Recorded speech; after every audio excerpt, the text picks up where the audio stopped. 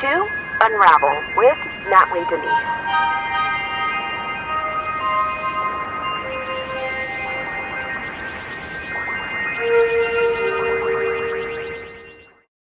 What's going on, guys? Welcome to Nightly with Natalie, where I get my news from the daily traffic. We have a bunch of trafficking reports today. As dark as this industry and this type of news is, it just gets more dark and it doesn't subside. There's a new story every single day, and we're going to go through that. So, with that being said, let's go ahead and just jump right in because I do have quite a few headlines to go through with you guys. And we're going to start out with one of them coming from the border. This is from the U.S. Customs and Border Protection. This is their newsroom, where they report that over the weekend, Border Patrol agents assigned to the El Centro sector arrested an undocumented individual with prior sexual offense conviction Sunday night. Now, we read another story from the CBP that they arrested sex offenders. So they are just pouring over our border. Pouring. Imagine the ones that are not being caught right now. So they arrested him approximately at 9:21 p.m. Agents encountered this individual who illegally entered the United States near the mountains of Jacumba Wilderness region, 1/2 mile north of the U.S.-Mexico border. The individual was placed under arrest and transported to El Centro Sector Processing Center. Record checks revealed extensive criminal convictions and immigration history. The crosser, the border crosser individual, was previously convicted for sexual offense with time served in jail. Additionally, the subject was previously ordered to be removed from the U.S. Since October 1st, 2021, El Centro Sector Border Patrol agents have arrested and or removed 13 individuals either convicted or wanted on sexual offense charges. U.S. Border Patrol will process all individuals accordingly. So again, you might be about open borders and our land is your land and all these things, but then you never think about all of the security protocols that are being violated right now. So with that, these instances are going to continue flooding our border. And imagine the ones that do not get caught, right? All right, and we're going to move on to the next story. Look, what do I tell you guys all the time? What do I tell you guys? I'm going to pop quiz you guys. Do I care about where anybody comes from to report on these things? Do I care about whether or not they're Republican or Democrat? What do I say every single time? I don't care who these people are, where they come from. If you're harming people, if you have signs of sexual exploitation, tendencies towards children, we're going to call you out on this podcast. And this time we're calling out a Republican. I bet you a lot of people won't ever hear this story today, but this is a Republican lawmaker in North Dakota who was arrested on, I'm sorry, no, he wasn't. Backtrack. No, he wasn't. I'm sorry. He wasn't. Scratch that. Redacted. What is that called? Retraction. He was not arrested. Okay, I read that wrong. A North Dakota lawmaker quits after texts with child porn suspect are exposed. So this guy must have had a guilty conscience. North Dakota's longest-serving state senator will be resigning after a report revealed that the lawmaker exchanged text messages with a man jailed on child pornography charges. The quote reads, "Recent news stories have become a distraction for the important work of the Legislative Assembly during its interim meetings." Republican Ray Holmberg, 79, said in a statement announcing his resignation effective June 1st.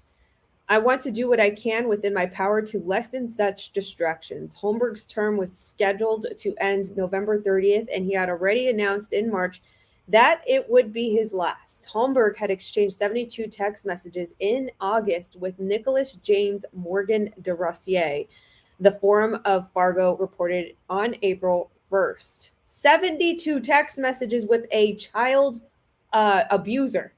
What the hell was he talking about with him? And they don't reveal this, by the way, spoiler alert. They don't reveal this. But could you imagine what would you have to discuss with a sexual child abuser in 72 text messages?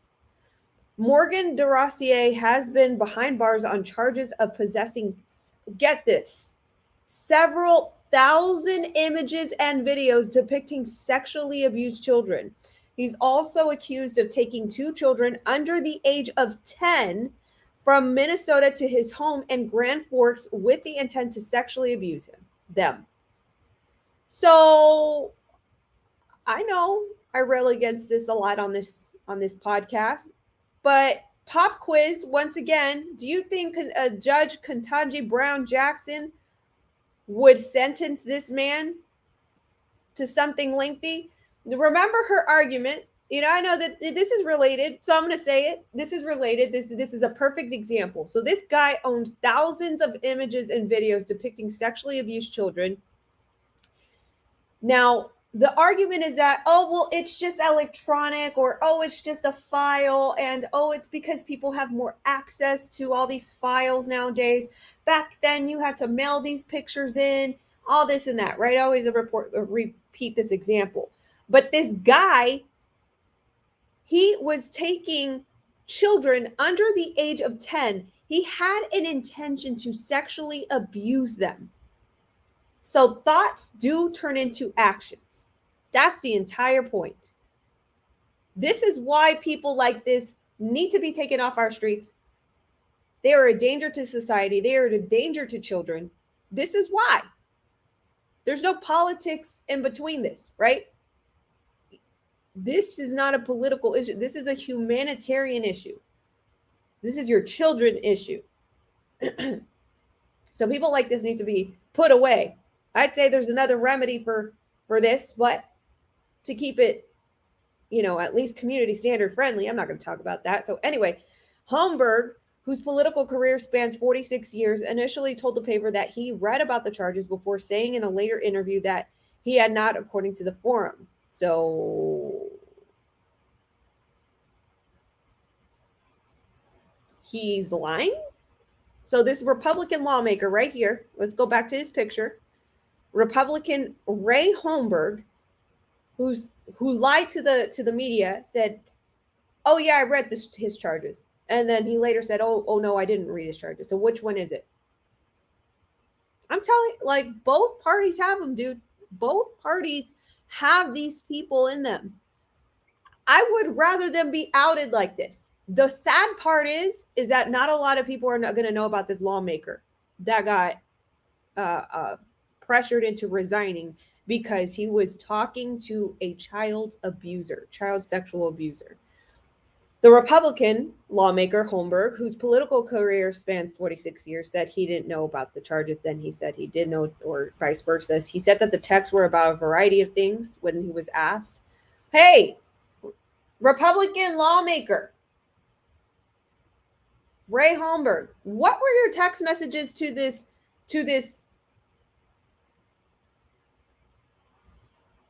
child offender? What did they consist of? And he said, oh, a variety of things. Oh, thanks. Thank you for being so vague, because that was so detailed, including patio work and Morgan dossier did for him. He told the paper that he no longer has the texts. Why'd you delete them?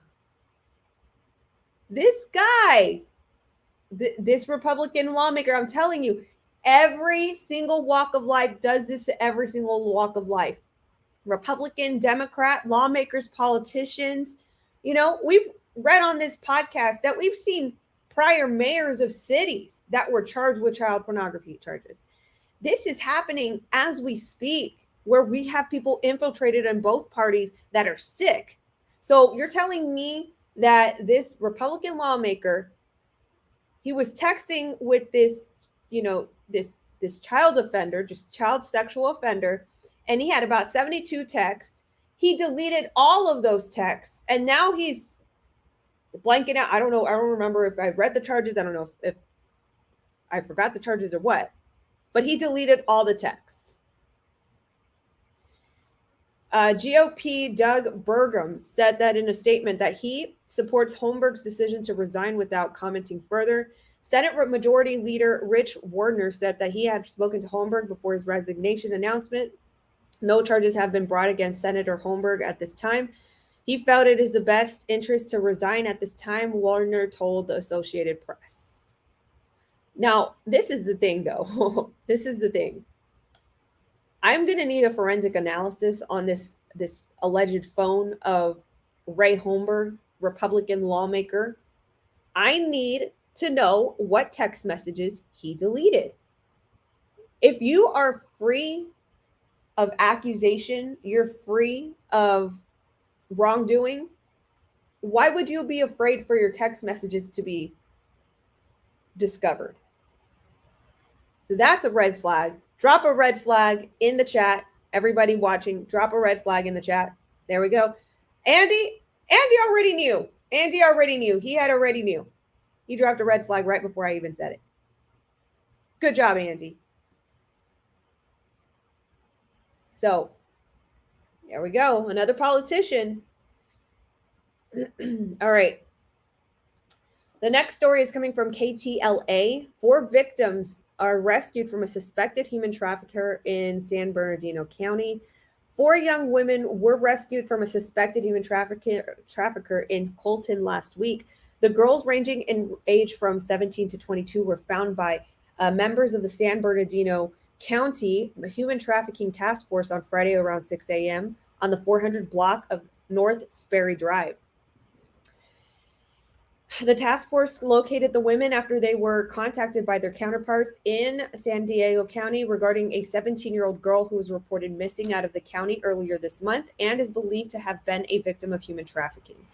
The San Bernardino task force tracked the girl to Colton, where she was rescued along with 3 adult women who are also believed to be victims of trafficking. All 4 have been put in contact with the victim resources and medical care, and the teen has been reunited with her family. Good. I'm glad. As part of their investigators, I said that really wrong. As part of their investigation, authorities identified Devon Stewart as the person responsible for trafficking it's going to be 3 women and one girl, because they say 4 women, but one is not a woman, she is a girl, and exploiting them to the commercialized sex industry. During his arrest, authorities found him in possession of a loaded 9 pistol, ghost gun, and several ecstasy pills. The 33-year-old Lakewood man was booked into the Central Detention Center, where he faces charges for human trafficking, possession of narcotics, and possession of a firearm. Anyone with information about this or other human trafficking incidents is urged to contact the San Bernardino County Human Trafficking Task Force at 909-387-8400. You can also submit an anonymous tip online at wetip.com. Right, so it's good to hear that there are survivors today. Want to read more stories about that? But we'll move on to the next one. And this is coming from Virginia, and this is sourced from justice.gov. A New York man and woman are sentenced for sex trafficking of minors. A New York woman was sentenced today to only 76 months for human trafficking, sex trafficking of a minor. Her co-defendant, also from New York, was previously sentenced to 30 years in prison for sex trafficking by force, fraud, and coercion. According to court documents, for at least a decade, beginning around 2010, Omel McLean, 54, maintained a group of women and minors based in New York City, whom he forced to engage in commercial sex. He controlled them with physical abuse, using a baseball bat and paddles to discipline them by providing and restricting their access to illegal controlled substances. McLean commonly requested minors he recruited to have sex with him first. He impregnated several of his victims and then further manipulated them by restricting access to their children. This is sick. This is evil and sadistic. I'm telling you.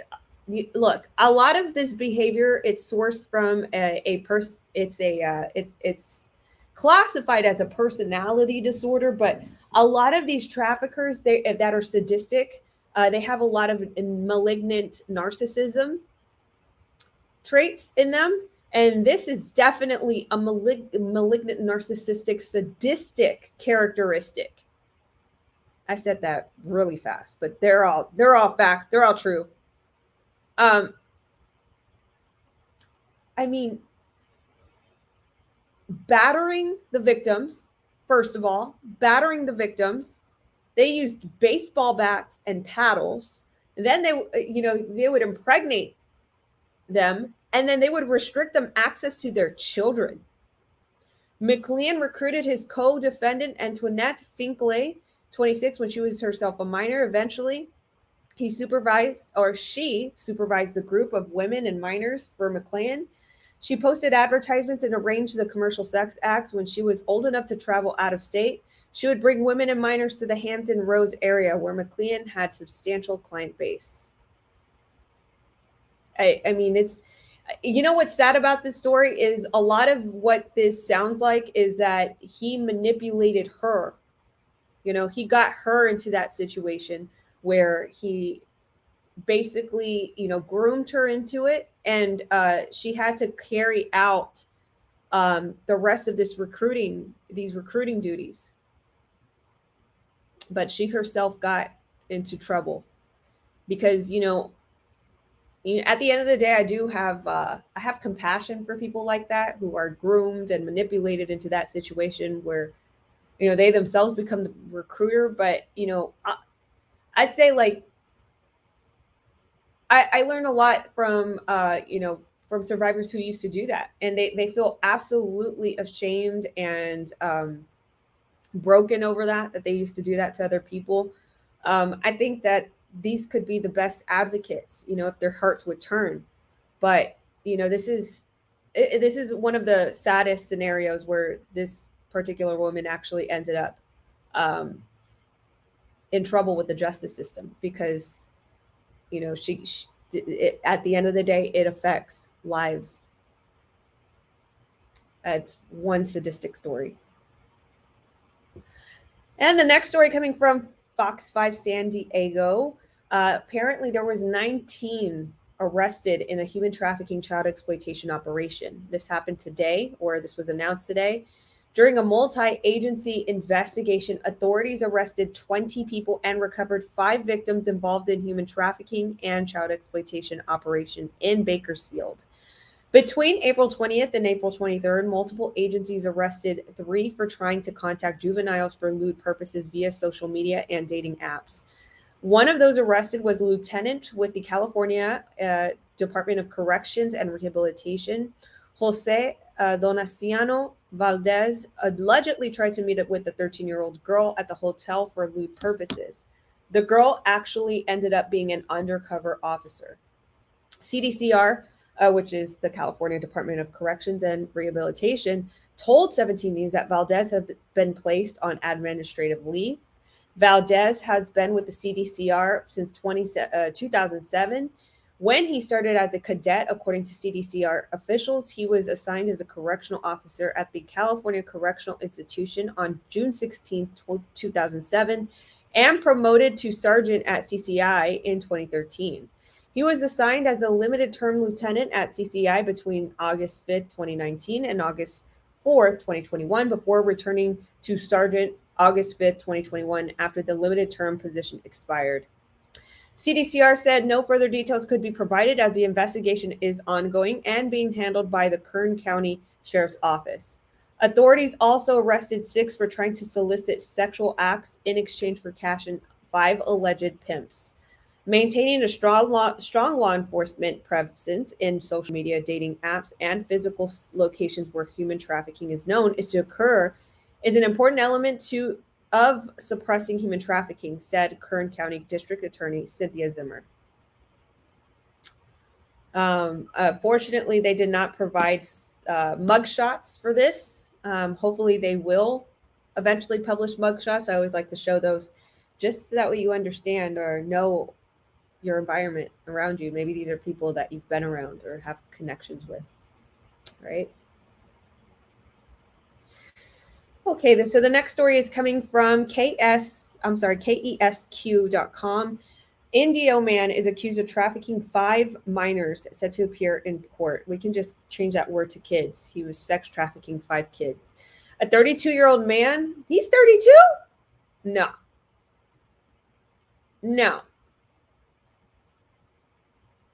A 32-year-old man is suspected of sex trafficking 5 children in Palm Desert, Indio, and Desert Hot Springs, was being held in lieu of a $1 million bail today, authorities said.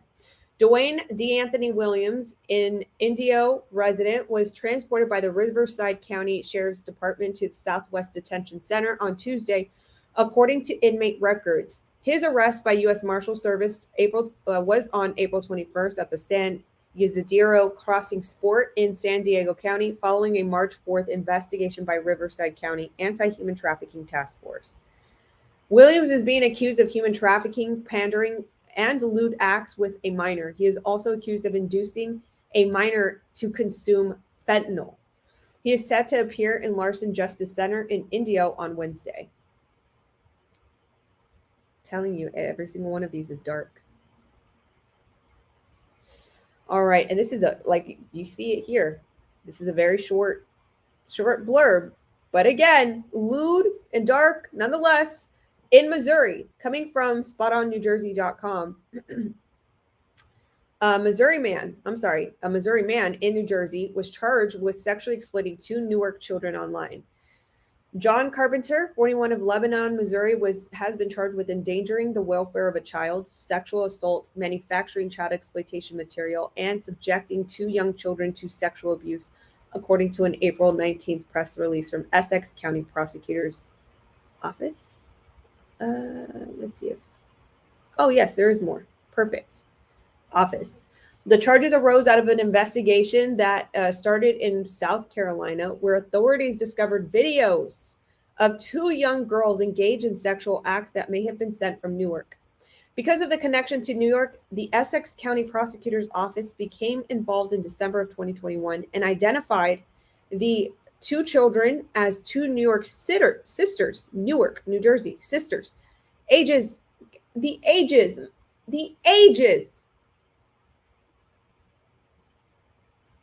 11 and 9.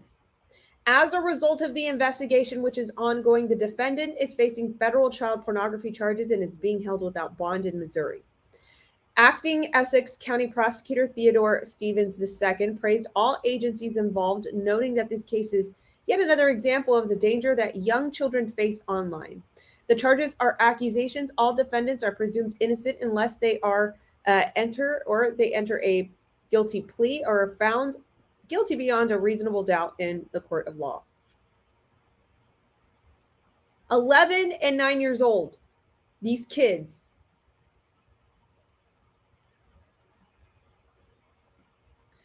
All right. And then this is coming from the bolnews.com. This is in concern of the dark web. We talk about this from time to time, of course. This is the dark web. If you guys don't know what the dark web is, it is a dark corner of the internet in which cannot be accessed via www. You can't just go to a website the way you usually do. It's actually accessed through like an onion layer system called a torrent. Or a Tor. I think it's called a Tor. And with this, there's security levels. I've never accessed one, so I don't know the security levels, but apparently you need to have like certain protocols, like dark protocols. You know what I mean? Like this is the black market of the internet. So a lot of times on the dark web, what you'll find is the black market where they'll sell organs, they'll sell firearms, they'll sell pretty much everything that's, with respect to illegal,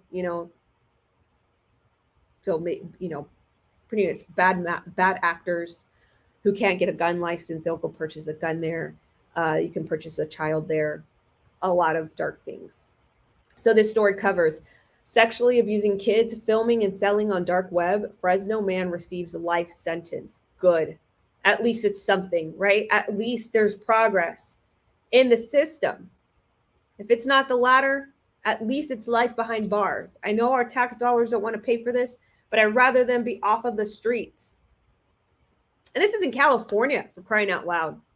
Sexually abusing kids. A Fresno man was part of a California child exploitation ring in which individuals recorded themselves physically exploiting 20 and more kids, and afterwards circulating that recording on the dark web was condemned to life in jail on Friday, investigators said. What John Richard Brinson Jr. did to the youngsters was abhorrent, Judge Andre Briot said in the Los Angeles government court. I don't have the foggiest idea by what other means to say it, Briot said. Brinson, who's 28 years old, confessed in July to one include of a participating in a kid abuse endeavor and 4 other counts of creation of kids sexual entertainment. So child exploitation, each addressing an alternate casualty. The lifelong incarceration forced for this situation is justified by the litigant intensive and savage abuse of kids, some of whom were shot while shouting in torment.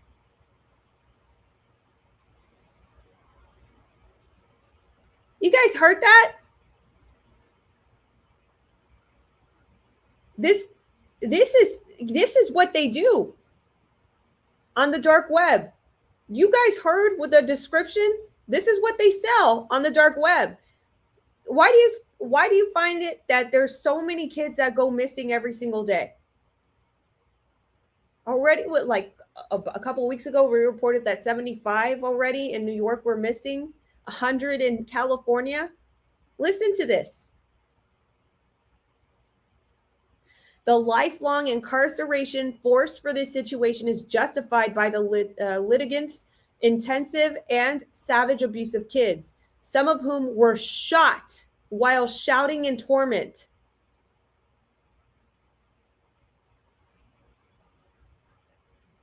Shot. And people get off on this thing. People get off on this. The child abuse venture affected in excess of 20 casualties, youngsters who were physically attacked, in some cases over and over again, exclusively for the joy of this litigant and his partners. Brinson disseminated and promoted youngster double dealing materials in 2016 and 2017 on a site devoted to sexual exploitation of kids as long as a 5 years of age. As young, they meant as young as 5 years of age. Examiner said the website on dark web permitted him to conceal his personality and meet 2 of his co-litigants, Arlen Harrell of Hawthorne and Moises Martinez of San Jose.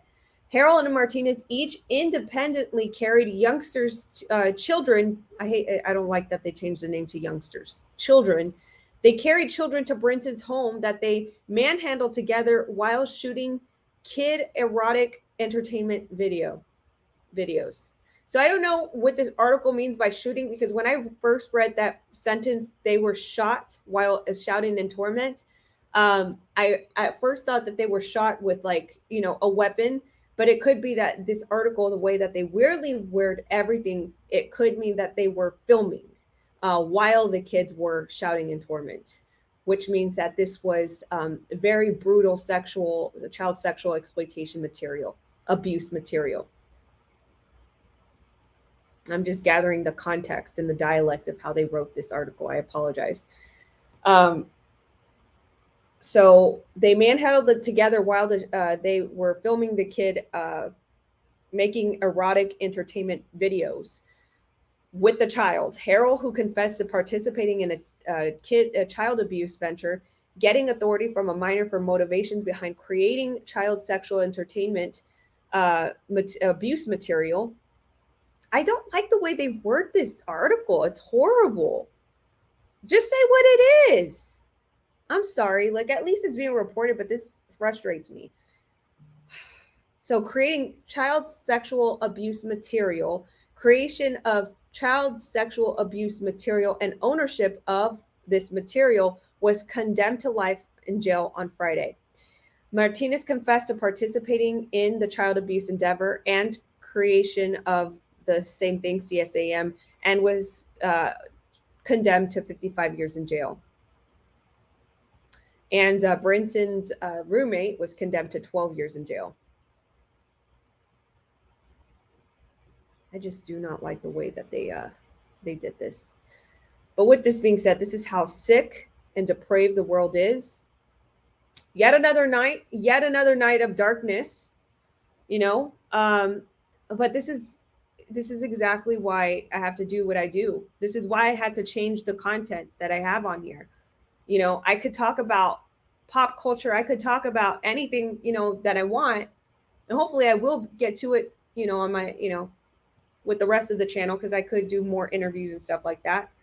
um but I'm talking about my nightly show, my daily show, where I give you guys the daily trafficking headlines, because it is that important. If I were looking through the headlines, it's like, where would you find this information? You know what I mean? So with that being said, guys, thank you so much for watching this. Thank you for supporting me. I know that you guys are awesome, so awesome. I am going to call it a night. I am very, very exhausted. Thank you all so much for your support. Thank you so much for your love. I really appreciate everything that you guys do. Thank you so much, Keem. Thank you, Sophia, for always modding for me. I really appreciate you guys selflessly, just doing this every single night. I surely appreciate my mods. So thank you so much. Guys, you guys have a great night or a great day if you're listening to me in the morning. I will talk to you in the next one. You didn't know, and now you do. I am signing out. Good night. Thank you so much for tuning in to Unravel with Natalie Denise. Please give this podcast 5 stars.